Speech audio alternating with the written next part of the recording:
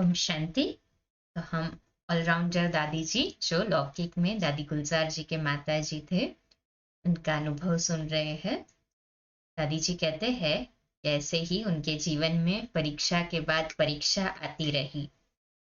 उसी समय जब दादी जी को बंधन आ रहे थे लौकिक परिवार से, तब बारिश ने भी स्वागत किया। दादी जी बंधनों को तोड़कर बाबा के घर तो आ गई थी, और जब लौकिक वाले आए तो कहा कि मैं सिलाई करके अपना भरण पोषण कर लूंगी, पर नहीं आऊंगी। तो रास्ते में एक सिपाही मिला। जब उसने देखा कि एक स्त्री रात के अंधेरे में नंगे पांव वर्षा में जा रही है, तो उसने पीछा किया कि आखिर जाती कहाँ है। कई बार दादी जी छिपके भी परिवार से निकलती थी। रास्ते में और भी सिपाही मिले। जबरदस्ती लेके भी जाते थे ना दादी जी को उनके परिवार वाले। वे भी उसके साथ वो मेरा पीछा करते आए। घर से 3 मील की दूरी पर बाजार था, वहां से गाड़ी मिलती थी।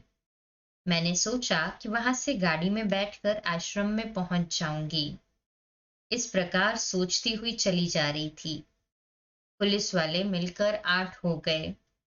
उन्होंने मुझसे पूछा, कहाँ जा रही हो? मैंने कहा, सत्संग में जा रही हूँ। लेकिन फिर भी उन्होंने मेरा पीछा नहीं छोड़ा। वे कहने लगे, इस समय कौन से सत्संग में जाओगी?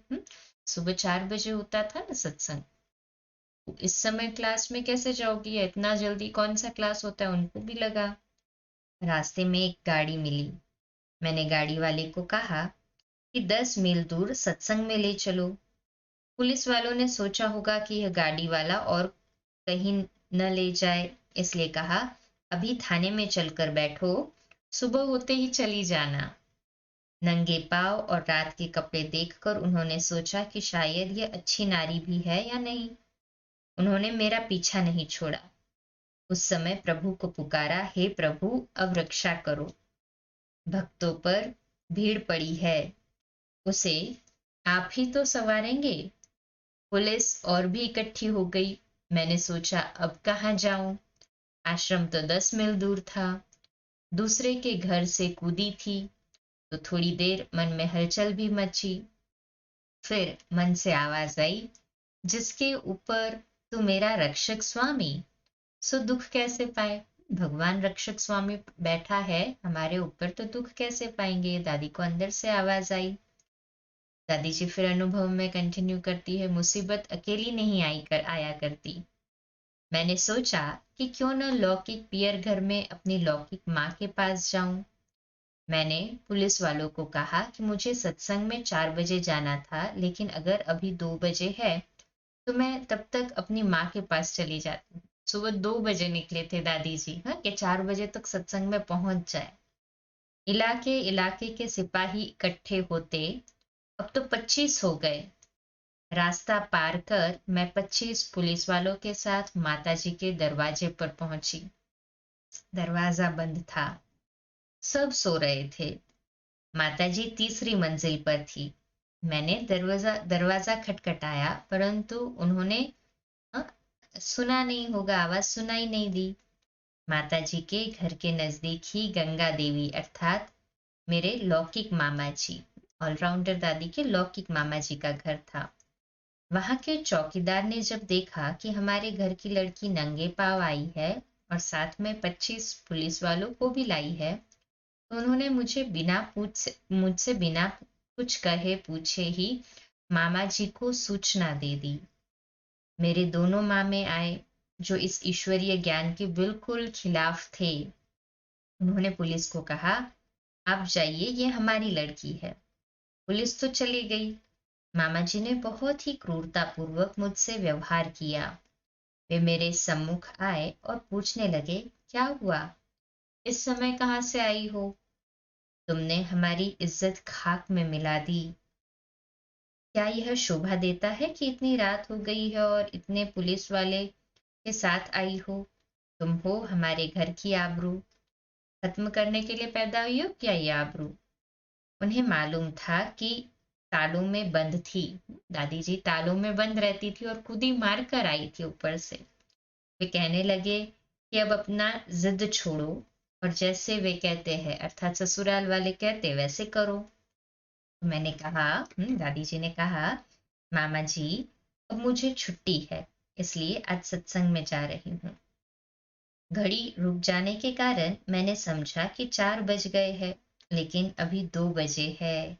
मैंने सोचा कि चलो अपनी बहन रुक्मणी के साथ ही सत्संग में चली जाऊंगी। रुक्मणी ऑलराउंडर दादी की छोटी बहन थी। पुलिस वाले साथ हो लिए थे, बाकी ऐसी कोई बात नहीं है। फिर मैंने दरवाजा खटखटाया।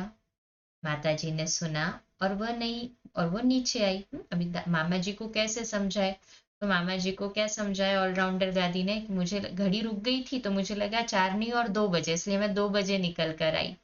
और फिर पुलिस वाले पीछे थे तो मैंने सोचा इतने जल्दी आ गई हूँ तो अपनी छोटी बहन रुक्मणी को पहले घर से लेकर फिर जाती हूँ, तो पुलिस वाले मेरे साथ आ गए। ऐसे करके दादी जी ने बात को हल्का कर दिया। मैंने मामा जी से कहा, मामा जी आप जाकर आराम कीजिए, मैं ऊपर चली जाऊंगी और सवेरे रुक्मणी के साथ ही सत्संग में चली जाऊंगी। मैं समझती हूँ कि यह भगवान अर्थात शिव बाबा की ही कृपा थी कि मामा जी जाकर सो गए। फिर तो ऊपर आकर माता जी को सारी दुख भरी दास्तां सुनाई कि कैसे मुझे इतने दिन उन्होंने तालों में बंद रखा। मैंने खाना भी नहीं खाया था। 3 दिनों तक तो दादी जी ने खाना भी नहीं खाया था, क्योंकि उन्होंने जिद की कि हम तुम्हें मुरली सुनने क्लास करने नहीं जाने देंगे। तो दादी जी ने भी जिद की कि आप वो स्थूल खाना नहीं देंगे तो, हाँ, आपको सूक्ष्म ज्ञान मुरली का खाना नहीं देंगे तो मैं स्थूल खाना भी छोड़ देती हूँ। यह सुनकर उनमें भी वैराग्य उत्पन्न हुआ।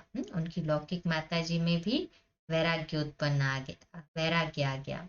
फिर दादी जी ने कहा, इतने दिनों से सत्संग में नहीं गई हूँ। सोचो कुछ दिन भी नहीं गए तो दादी जी का दिल कितना बेचैन हो रहा था बाबा से मिलने के लिए, कितना तड़प रहा था कि रात के 2 बजे, हाँ, ताले से छूटने के लिए ऊपर से उड़ी मार के दूसरे के घर में से कैसे कैसे कूद कर निकली दादी जी। इतने दिनों से सत्संग नहीं गई थी, आज रुक्मणी बहन के साथ चलूंगी। हम ठीक 4 बजे घोड़ा गाड़ी लेकर कुंज भवन वाले मकान में पहुंच गए। कुंज भवन वहां से लगभग 14 मील दूर था। फिर हम सत्संग में पहुंचे। कितनी लगन, कितना प्यार बाबा के साथ, कितनी तड़प बाबा के लिए। सोचो हमें तो कितना सहजता से सब कुछ मिल रहा है। आज के साधन तो पुरुषार्थ में भी कितनी सहजता ला रहे हैं। ये साधन हमारे लिए सेवा के लिए, पुरुषार्थ के लिए एक बड़ा माध्यम है। इसका जरूर सदुपयोग करें, परंतु अपने पुरुषार्थ में 4 चांद लगाने के लिए विशेष अपना चार्ट भी जरूर लिखें। आप सभी तो वैसे कचहरी ग्रुप में रोज रात्रि को आपकी कचहरी करते ही हो, चार्ट पहुंच जाता है।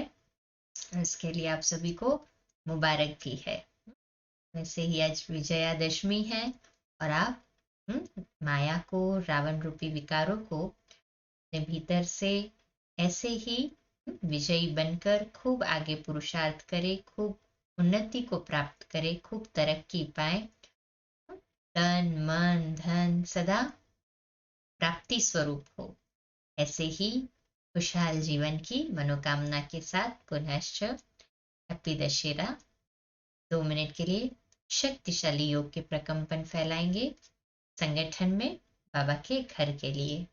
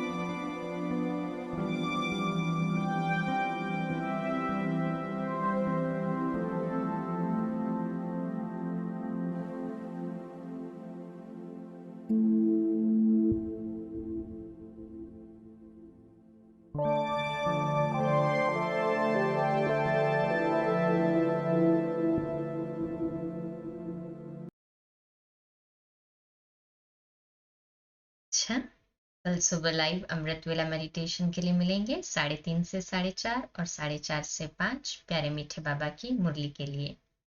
और रात्रि क्लास रोज की तरह 8:45 बजे। शुभ रात्रि।